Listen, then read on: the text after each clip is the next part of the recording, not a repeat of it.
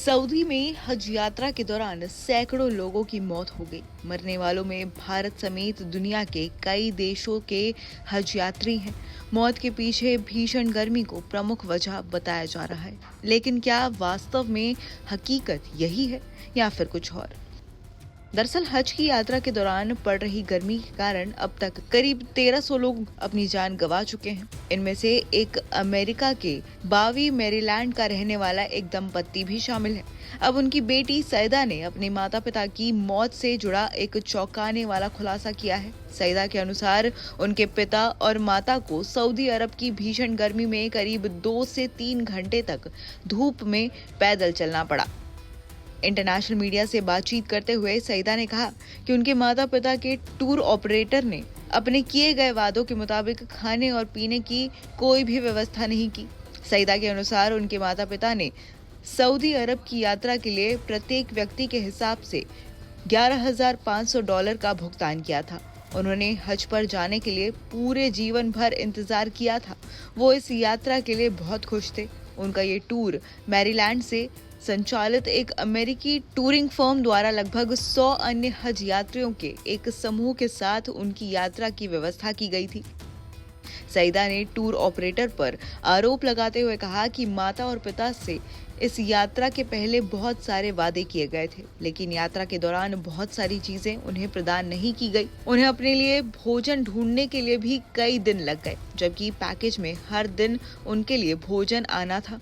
15 जून को मेरी जब उनसे आखिरी बार बात हुई, तब उन्होंने बताया कि वे अपने आप को हाइड्रेट रखने की कोशिश कर रहे हैं, लेकिन बहुत मुश्किल है और वो लगातार 2 घंटे से पैदल चल रहे थे।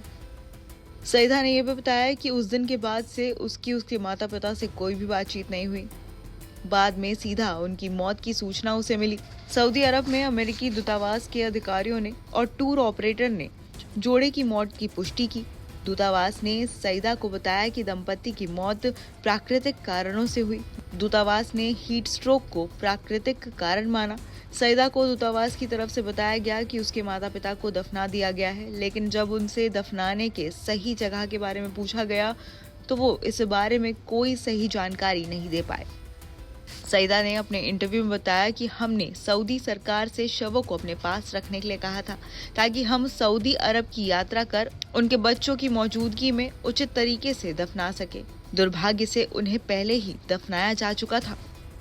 खैर, ऐसे वाकया सफरे हज में हर साल टूर ऑपरेटर्स की लापरवाही और फर्जी टूर ऑपरेटरों के जाल में फंसे अपना पूरा सफर खराब करने वाले अराकीन हज के हालात को भी बयां करता है।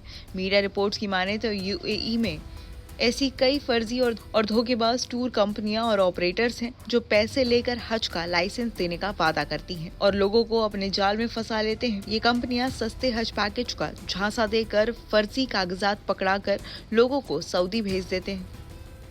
हज पर ये कंपनियां अपना इश्तिहार इस तरह से कराती हैं कि कम पैसे में बासहलत हज की चाह में कोई भी इनकी तरफ खींचा चला जाता है। मीडिया रिपोर्ट्स की माने तो इस साल कई ऐसे लोग सऊदी पहुंचकर परेशान होते रहे, जिन्होंने बताया कि उनके टूर ऑपरेटर ने हज के लिए परमिट और बारकोड दिया, लेकिन बाद में मालूम चला कि उनके साथ धोखाधड़ी हुई है, क्योंकि सारे कागजात नकली थे। ऐसे में हज तुरंत कैंसिल होता है। धोखा खाए लोग जब इन कंपनियों से राब्ता कायम करने की कोशिश करते हैं तो फोन पर जवाब आना बंद हो जाता है।